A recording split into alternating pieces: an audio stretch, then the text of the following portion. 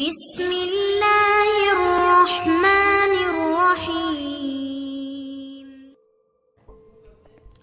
کیا سنت نماز چھوڑنے سے گناہ ہوگا؟ فرض نمازوں میں جو سنت مؤکدہ ہیں کیا انہیں چھوڑنے سے آدمی گناہ گار ہوتا ہے یا نہیں؟ حسان احمد حیدر آباد انڈیا سے۔ جناب حسان صاحب، سنت مؤکدہ جو ہے نا، جو فجر سے پہلے کی 2 سنتیں ہیں، ظہر سے پہلے کی 4، ظہر کے بعد کی 2، پھر مغرب کے بعد کی 2 اور پھر عشاء کے بعد کی 2، یہ سنت مؤکدہ ہیں۔ حدیث میں اس کی بہت ترغیب ہے کہ آپ صلی اللہ علیہ وسلم نے فرمایا جو ان 12 رکعتوں پر پابندی کرے گا تو اللہ تعالیٰ جنت میں اس کے لیے گھر بنائیں گے، اور آپ صلی اللہ علیہ وسلم نے ہمیشہ یہ نمازیں پڑھی ہیں۔ تو وہ سنت جس پر آپ نے بہت تاکید سے عمل کیا ہو اس کو سنت مؤکدہ کہا جاتا ہے، اور اس سنت مؤکدہ کا حکم یہ ہے کہ وہ فرض واجب تو نہیں ہے۔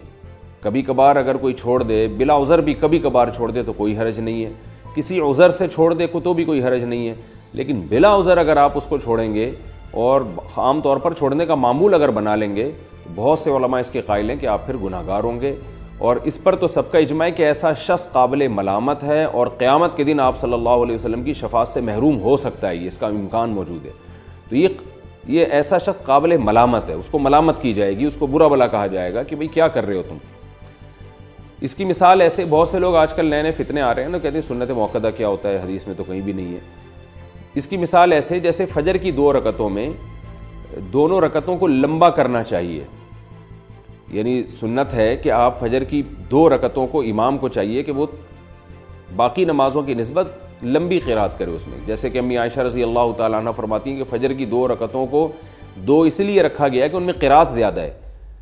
اب کوئی بھی اس کا قائل نہیں ہے کہ اس میں قرات زیادہ پڑھنا واجب ہے، سب مانتے ہیں کہ سنت ہے، اور لیکن ہے سنت مؤکدہ۔ اب جو لوگ سنتوں کو نہیں مانتے نا، کہتے ہیں سنت مؤکدہ کوئی ضروری نہیں ہے، پڑھ لو مرضی نہیں پڑھو، آج کل ایسے فتنے پیدا ہو رہے ہیں، تو ان کو آپ یہ ایک الزامی جواب کے طور پہ یہ کہا کریں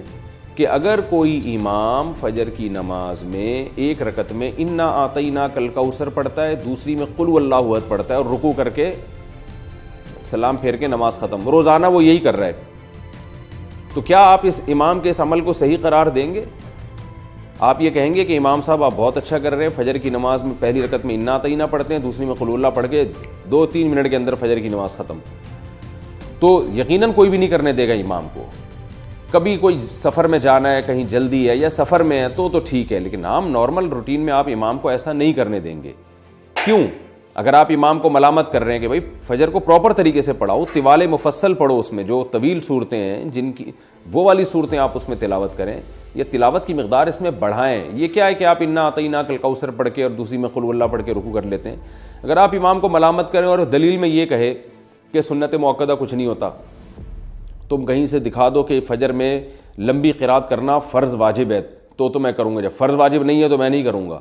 تو آپ کہیں گے بھائی فرض واجب تو نہیں ہے، اس لیے کہ فرض واجب ہوتا تو نماز ہی نہ ہوتی،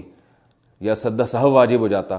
تو نماز تو ہو رہی ہے آپ کی، لیکن جو پراپر طریقہ ہے نبی صلی اللہ علیہ وسلم کا نماز پڑھنے کا فجر کی، وہ یہ نہیں ہے۔ جو پراپر طریقہ آپ نے بتایا ہے اور صحابہ تابعین اس پر عمل کرتے آئے ہیں، وہ یہ ہے کہ فجر میں لمبی قرات ہوگی۔ تو اسی طرح یاد رکھیں کہ فجر سے پہلے 2 سنتیں ہو گئیں، ظہر سے پہلے 4 سنتیں ہو گئیں، ظہر کے بعد 2 سنتیں ہو گئیں، یہ جو سنت مؤکدہ ہیں یہ بھی فرض واجب نہیں ہے، لیکن نبی ان کو اگر آپ مسلسل چھوڑنا شروع کر دیں تو یہ کہا جائے گا بھائی نبی صلی اللہ علیہ وسلم کا یہ پراپر طریقہ نہیں ہے۔ آپ فجر کی 2 فرض جب بھی پڑھتے تھے اس سے پہلے 2 سنتیں لازمی پڑھتے تھے، آپ ظہر کی 4 سنتیں جب بھی پڑھتے تھے اس سے پہلے ظہر کے 4 فرض جب بھی پڑھتے تھے اس سے پہلے 4 سنتیں لازمی پڑھتے تھے، اس کے بعد 2 سنتیں بھی پڑھتے تھے، پھر مغرب کے بعد 2 سنتیں پڑھا کرتے تھے، عشاء کے بعد 2 سنتیں پڑھا کرتے تھے۔ تو جو پراپر طریقہ ہے نماز پڑھنے کا، 5 نمازیں جو فرض کی ہیں وہ پراپر یہی ہے کہ ان سے پہلے اور ان کے بعد یہ جو سنتیں ہیں ان کا اہتمام کیا جائے۔ تو اس لیے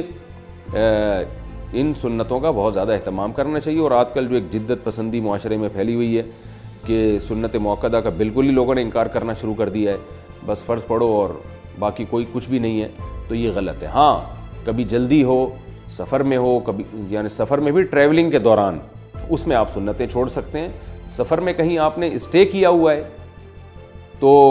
اور آپ بالکل سکون کی حالت میں، تو وہاں بھی سنت موقدہ پھر سنت موقدہ ہی رہتی ہے۔ اس کی مثال ایسے جیسے آپ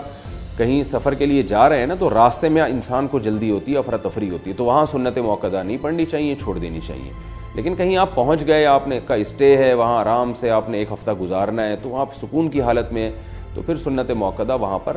سنت موقدہ ہی بن جاتی ہیں، کیونکہ سنت موقدہ کا تعلق اس سے ہے کہ حرج ہو رہا ہے کہ نہیں ہو رہا پڑھنے میں۔ تو جہاں حقیقت میں حرج ہوگا وہاں سنت موقدہ چھوڑی جا سکتی ہیں، جہاں نہیں ہے تو وہاں نہیں چھوڑی جا سکتی۔ تو کبھی کبھار کوئی چھوڑ دے تو کوئی حرج نہیں ہے،